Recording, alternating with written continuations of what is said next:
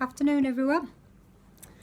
So this is my third video and this video is going to be called Mum's Hair Loss. All the events in this video again happened before I was 9 years old. There's nothing too major in this video, however it did leave a stamp on me. So it's worth a mention, and just in case anybody can relate, again, it happened. So Mum's condition, hair loss, is called alopecia. There are 4 different types of alopecia, I'm led to believe. I'm not sure which Mum had, but there's like less severe and more severe. Less severe, you'll lose like little clumps of hair, here, there and everywhere, maybe have the odd bald patch. More severe, you'll lose all your hair and it'll never grow back. It's said to sort of be something that happens through stress and worry. My mum was a big worrier. I think that my mum's hair loss came due to a lot of different things, but I think money worries was a big worry for her. Like I said before, Dad liked to gamble, float on the horses. And as we got older, Dad's betting and gambling got worse, more frequent, probably spent more, which meant then that bills weren't getting paid, and Mum worried about it, which obviously would.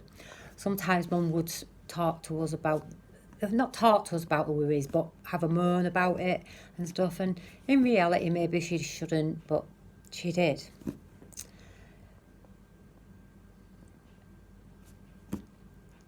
Anyway, Mum got to the point where she actually lost all the hair and went bald. And I remember her wearing bandanas at first. And then this in particular day, I walked into the bedroom and she was getting ready to we were going to my grandma's or somewhere, which was typical for a Sunday. And she was sat brushing or combing, whichever, this wig and fluffing it up. I don't ever remember Mum talking to us about it prior to that, or really at all. I sort of recall asking her why she had the wig and stuff, and I can't remember if at that point she gave us an explanation or not. But can you imagine sort of the shock horror of seeing your mum like that when you're a child?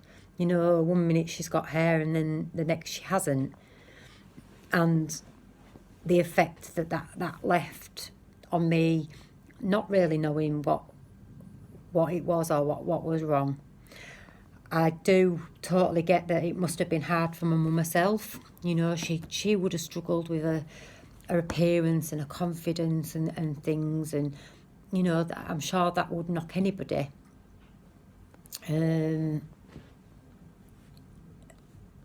Me myself, there's been points in my life where I have also suffered with alopecia. It is hereditary, and not to the extent that I've lost all my hair, but clumps, and I've had bald patches. I have medicated with shampoos and steroid-like type shampoos and things, but it does really, really scare me to death that one day I could lose all my hair.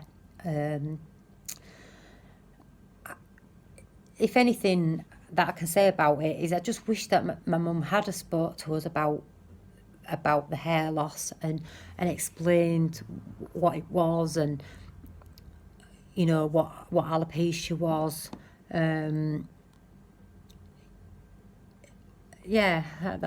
That's my biggest sort of thing about this.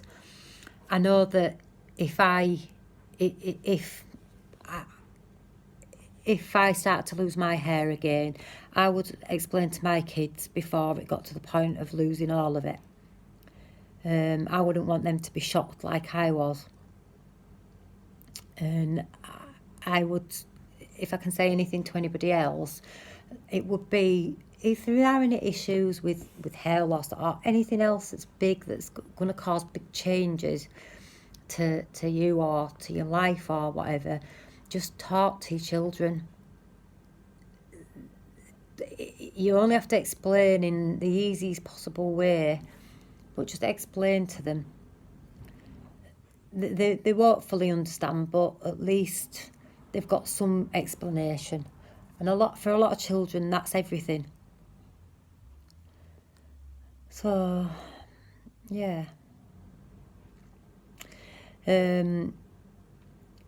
Luckily, Mum's hair did grow back.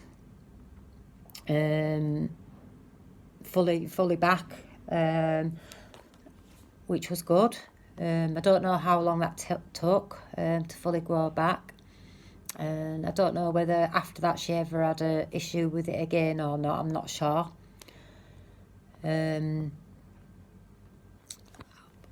I will tell you about sort of events later on in my videos that sort of led to me having alopecia.